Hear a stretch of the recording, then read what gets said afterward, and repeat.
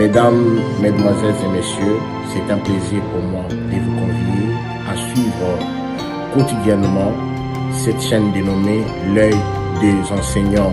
C'est une chaîne qui valorise l'enseignement dans notre pays, la République démocratique du Congo.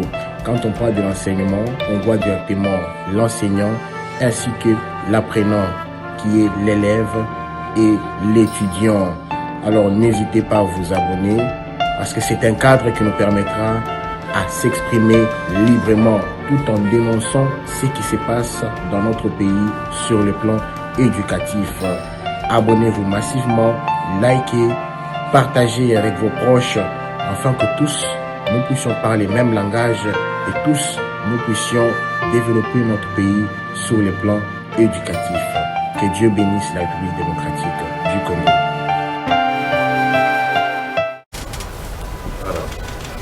La conférence interprovinciale Grand Katanga-Grand Kasaï sur la cohabitation pacifique entre les deux communautés a vécu à Lubumbashi dans le Haut-Katanga. L'heure est à la restitution des travaux de cette importante table ronde. C'est dans ce cadre que le président de la République, Félix Antoine Tshisekedi Tshilombo, a eu des entretiens dans sa résidence officielle de Lubumbashi avec les gouverneurs de 9 provinces, des espaces Grand Katanga et Grand Kasaï et les présidents des assemblées provinciales qui ont tous participé à ces assises, précise le gouverneur de la province haute, Jacques Kiaboula Katoué, au sortir de cette entrevue. Nous avons pris l'option de remercier le chef de l'État, premièrement pour avoir permis la tenue de cette grande manifestation qui est la première ici où on retrouve les provinces du Kasaï et du Grand Katanga ensemble et réfléchissent autour des questions d'intérêt commun de province. Et nous avons été lui dire que nous allons suivre toutes les résolutions comme ça a été pris et le suivi sera assuré, mais aussi nous lui avons demandé qu'il puisse, au-delà de ce plan de 145 territoires, parce que ce plan de 145 territoires a pour objectif bien sûr d'appuyer les territoires afin de réduire la pauvreté de la population. Et c'est cet état de pauvreté qui crée le mouvement d'exode et de déplacement de masse vers d'autres provinces, ce qui déséquilibre davantage l'économie et de la province qui accueille et de la province qui connaît les départs. Alors donc, avec le chef, nous lui avons donné des assurances, mais nous lui avons demandé aussi que les fonds liés à la péréquation puissent accordés aux provinces du Kasaï et que les provinces du Katanga bénéficient des fonds retenus pour les générations futures, les 10%, afin que ces fonds boostent l'agriculture.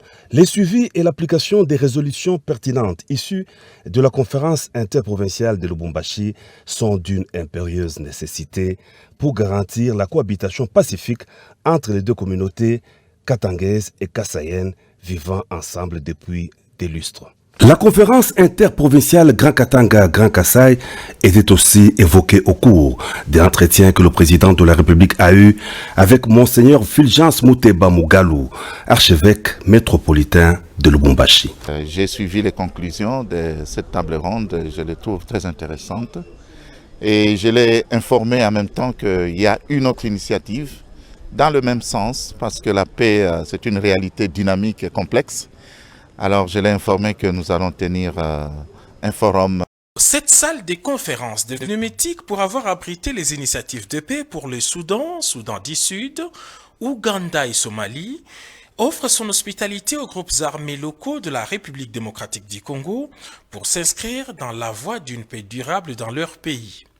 L'équipe présidentielle conduite par le mandataire spécial, Prof Serge Tshibangu, les observateurs du Rwanda, Ouganda, Burundi, des Nations Unies, de la CIRGL et la facilitation kenyane s'emploient à faire appliquer la résolution pacifique prise par les 5 chefs d'État de la communauté d'Afrique de l'Est avant de passer à une reddition coercitive. Les représentants des groupes M23 Roniga, UCL Kijangala, Katanga, Raia Mutomboki, Twirwaneho Makanika, Twirwaneho Android, Ngumino Coalition FPDC et UPSP se disent très favorables à l'initiative prise par le président de la République, Félix Antoine Tshisekedi Tshilombo.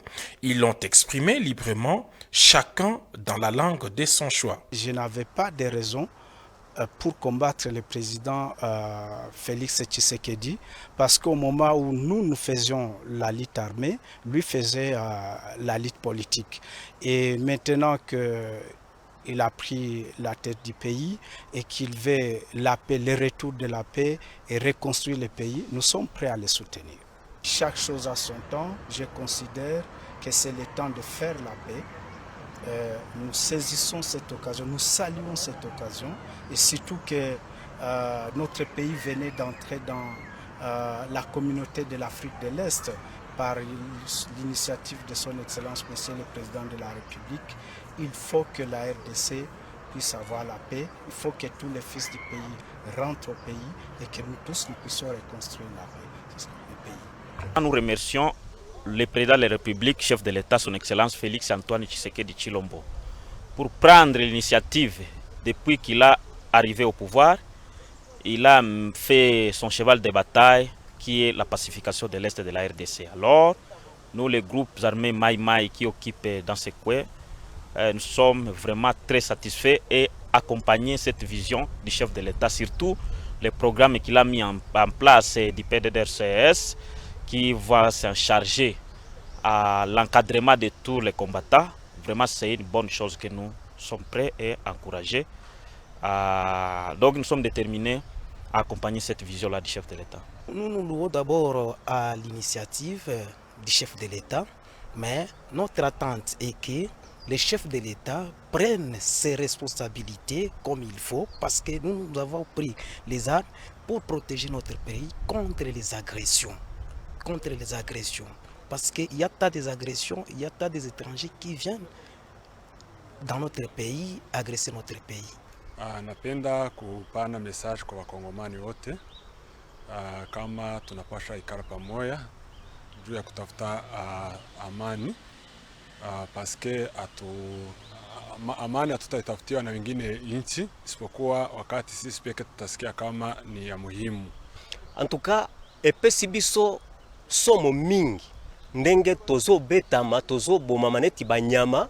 Antuka motomoko azo kanisa kolobela biso eloko moko te. Milolo nyonso to beta na gouvernement eyano ezate eloko moko baza usalela biso te. Na maeto yi kokota na awa eza pamba te pona makambo ya ba groupe armé, mais esengeli ba congolais baye ba ete na Sud Kivu problème eza les groupes armés te, mais aussi le problème politique et judiciaire. En tout cas, tobeti mololo na tandi maboko liboso ya chef de l'État, son Excellence Félix Antoine Tshisekedi Tshilombo, asa le labiso manso, aya nula biso pote tozwa biso pe elikia tozala nete bandeko mususu bo ba Congolais bo bazana sembo. Tumekuja kwa mkutano huyu wametuitisha ili tuje hapa tutafute amani kwa nchi yetu. Na sio mara kwanza, hii mikutano tumeitembea mara nyingi huko kwetu Kongo, tukitafuta gisi amani patikane kwetu. Na tumeongea zaidi na government yetu ya Kongo, lakini hatukufikia kwa lengo la kupata amani hiyo. Na tumekuja huku Kenya, huenda tunaweza tukapata bahati ya kupata amani hiyo. Kitu ambacho tutalomba government yetu, tunasi government yetu itie nguvu, tuangalie kama tutapata amani kwetu. Plusieurs autres chefs de guerre du Nord Kivu et de l'Ituri attendent d'être transportés à Nairobi depuis leur point de ralliement à Goma. Pour le groupe réfractaire à ces processus, le sommet de Nairobi s'est engagé à déployer la force militaire conjointe. C'est aux environs des 12 heures que cette conférence de président a débuté. Elle a été présidée par lui-même.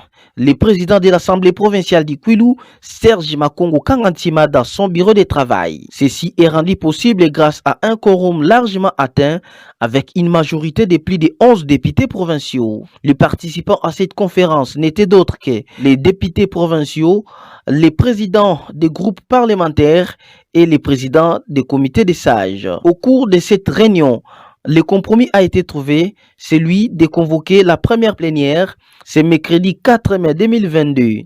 Il sera question au cours de cette plénière d'adopter le calendrier des travaux de la session ordinaire de mars 2022. À la sortie de cette conférence, les rapporteurs de l'Assemblée provinciale du Kwilu, l'honorable Lupemba Félicien Mboma, qui s'est livré à notre micro, explique mieux. Nous venons de terminer la conférence du président. Selon notre règlement, il est prévu qu'après les 48 heures de la tenue de cette conférence du président, il faut programmer ou prévoir une plénière. À ce propos, nous venons de décider une plénière pour le mercredi. Et nous demandons à tous les collègues qui ne sont pas encore ici, qui traînent encore soit à Kinshasa ou au niveau de la base, qu'ils regagnent d'urgence Bandundu pour que nous puissions tenir cette plénière mercredi. Il est prévu au niveau de l'Assemblée provinciale, au retour des vacances parlementaires, de disponibiliser les tickets pour chaque député pour les faciliter d'arriver à Bandundu. Nous avions envoyé tous les billets, disons de l'argent à chaque député pour qu'il puisse payer le billet et gagner la. Rappelons qu'à son arrivée à l'aéroport national de Bandundu, le mercredi 27 avril 2022, le président de l'Assemblée provinciale avait annoncé des plénières marathons pour cette session de mars afin de récupérer le temps perdu suite aux obsèques des 3 députés provinciaux décédés au pont Maïndombe par accident de circulation le 17 mars dernier. Les torpilleurs du pouvoir Itundala dans les Kwilu n'ont plus raison sur la personne de ces gouverneurs kwilois qui fait pousser du sol que des infrastructures pour le bien-être social de la population. En cette première journée de la semaine, le gouverneur Willy Itundala vient d'inaugurer des infrastructures scolaires dans le territoire des Bagata. La première est celle de l'Institut Manvoula, au village Saint-Pierre, village situé à 55 km du chef-lieu de ces territoires, et la seconde est les bâtiments modernes appartenant à l'école primaire Monseigneur Modisso, construite en plein centre de Bagata. Et dans ces 2 sites où les cérémonies inaugurales se sont organisées en présence de quelques membres du gouvernement provincial et des membres du comité provincial de sécurité, hormis les allocutions de l'administrateur du territoire de Bagata, les sous-provèdes, la notabilité, même les élèves ont reconnu la bravoure du gouverneur Itundala, dit les bâtisseurs, dans la construction des infrastructures de base. Son triste amour a passé comme un songe, il a vu notre souffrance et n'a pas fermé les yeux dans nos larmes. Nous devons prendre conscience de la profondeur et du caractère cyclique de ces réalisations à Bagata. À Saint-Pierre, tout comme dans la cité des Bagata, le gouverneur Itundala en langue vernaculaire a rappelé à la population sa détermination à accompagner la vision du chef de l'État et en a profité pour sensibiliser celle-ci à soutenir la CENI dans l'opération de la cartographie qui s'annonce à se faire enrôler massivement au cours de l'opération d'enrôlement des électeurs prochains et de se protéger contre le paludisme en utilisant correctement les moustiquaires imprégnés d'insecticides à longue durée qui seront distribués gratuitement dans un bref délai. Notez par ailleurs que les territoires des Bagata est déjà bénéficiaire des 4 infrastructures scolaires sous l'ère Itundala. L'ambiance a été bon enfant.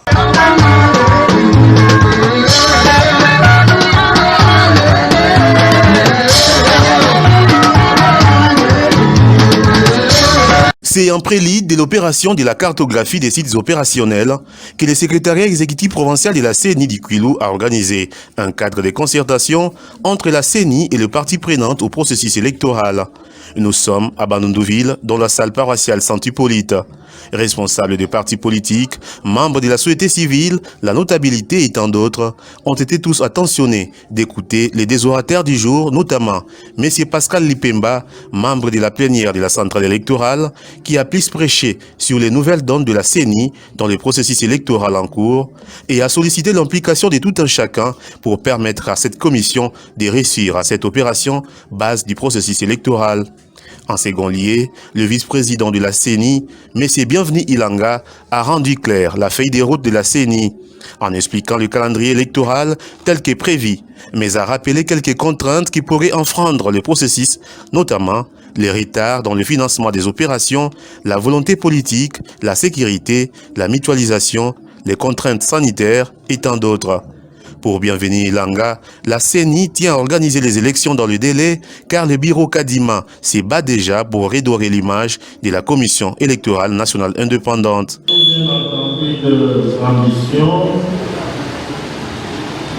Notamment l'ambition de redorer l'image de la CENI. Je ne connais pas bien l'anglais, c'est d'entre nous qui connaissent l'anglais. Il me semble ce qu'on veut dire les librettis.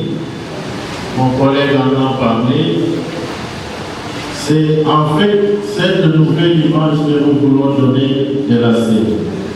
Des échanges intenses s'en est suivi, mais toutes les parties prenantes sont sorties satisfaites. Signalons que bien avant ces cadres de concertation, le premier vice-président de la CENI a été reçu par le gouverneur du Kwilu pour ses civilités. Pierrot Moutela Mukendi annonce sa disponibilité de mettre son expertise et son expérience à la tête du Kasaï central pour les gouverner. Il démontre devant les députés provinciaux qu'il connaît parfaitement la province, ses villes, territoires, secteurs, groupements et villages, mais aussi les problèmes qui laminent. Il promet de faire de l'agriculture la priorité de ses priorités en relançant les centres d'approvisionnement et de production agricole de Salouchimba à Luisa et de Pagna Santo à Dibaya. Dans les domaines des sports, il promet un plaidoyer au niveau central en vue de la construction du stade omnisport Ndaye Moulamba. Dans le domaine de l'éducation, le candidat gouverneur Moutela promet de faire sa promotion à travers la scolarisation de tous les enfants, la construction des écoles et leurs équipements, mais aussi l'accompagnement de la gratuité de l'enseignement programme du chef de l'État Félix Antoine Tshisekedi Tshilombo. Dans la mobilisation de recettes, il promet la patrouille axée sur les contrats de performance assignés avec la régie financière provinciale qu'il entend revaloriser. Tous les indicateurs macroéconomiques couplés à l'indice de développement humain sont rouges. Et pour cela, il faut une thérapeutique de choc afin de donner des sourires au peuple centre-kassaïen. Éradiquer complètement le phénomène Kanoula. Assurer la sécurité des personnes et de leurs biens.